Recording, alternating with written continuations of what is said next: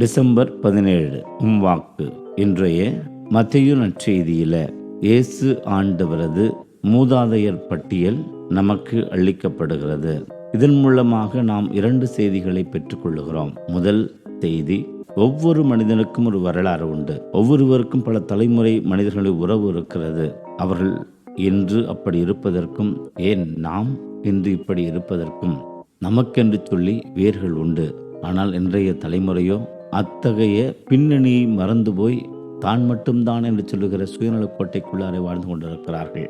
கவிஞர் ஒருவன் இப்படி சொல்லுகிறான், இன்றைய சமூகமோ மேலே இருக்கிற இலைகளையும் காய்களையும் பூக்களையும் கனிகளையும் பார்த்து மரங்களை கொண்டிருக்கிறது, வேறு ரசித்து போய். இயேசுவினுடைய வரலாற்றில் எப்படி மூதாதையர்கள் பின்னணியாக இருந்தார்களோ அதுபோல நம்முடைய ஒவ்வொருவருடைய வரலாற்றிலும் பல பேர் நம்மை இந்த நிலைக்கு ஆளாக்கி இருக்கிறார்கள்.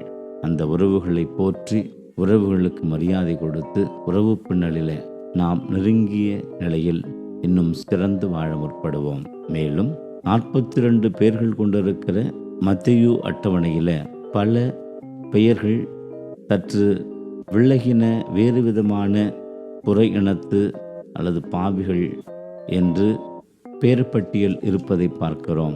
இதன் மூலமாக இயேசு ஆண்டவர் சொல்ல விரும்புவது, அவர் ஒரு தனிப்பட்ட இனத்திற்கும் குலத்திற்கும் மட்டும் சொந்தமானவர் அல்ல. அவர் எல்லா இனத்தாருக்கும் மீட்பராக உலகத்தில் வந்து அவர் புறப்படுத்தார். ஆகவே நாம் இயேசுவை பின்பற்றுகிற போது அனைத்து மக்களோடும் ஆண்டவர் இயேசு நமக்கு மீட்பர். ஆகவே அனைவரும் மீட்கப்படுகிறோம். அனைவரும் ஒன்று சேர்ந்து ஊர்கூடி தேர் இழுக்கிற அந்த நிலையில் நாம் அறநெறிகளோடும் நற்செய்தி படிப்பினைகளோடும் இயேசுவை மையமாக வைத்து வாழுகிற போது கண்டிப்பாக வரவிருக்கிற இயேசுவினது பிறப்பு நமக்கு ஆசிராய் அமையும். ஆமென்.